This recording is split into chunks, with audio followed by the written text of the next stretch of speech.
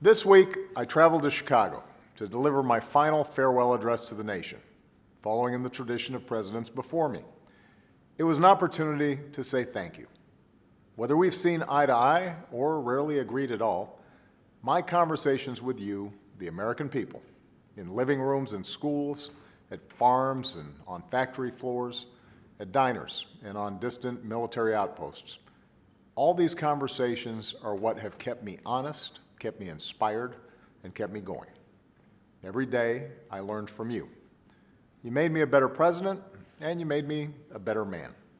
Over the course of these 8 years, I've seen the goodness, the resilience, and the hope of the American people. I've seen neighbors looking out for each other as we rescued our economy from the worst crisis of our lifetimes. I've hugged cancer survivors who finally know the security of affordable health care.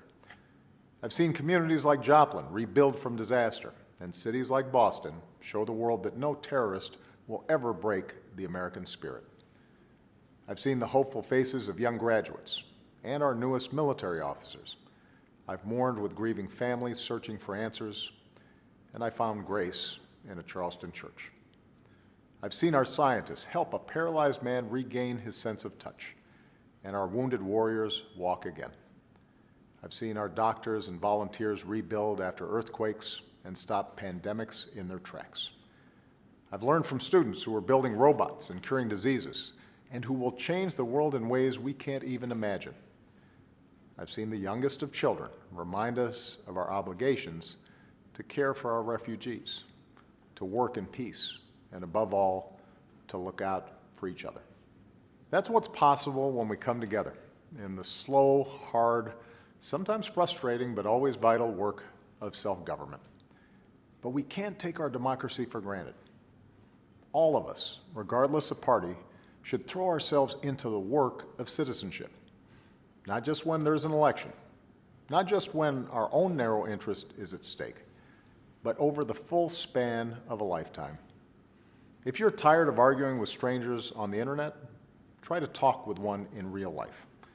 If something needs fixing, lace up your shoes and do some organizing. If you're disappointed by your elected officials, then grab a clipboard, get some signatures, and run for office yourself. Our success depends on our participation, regardless of which way the pendulum of power swings.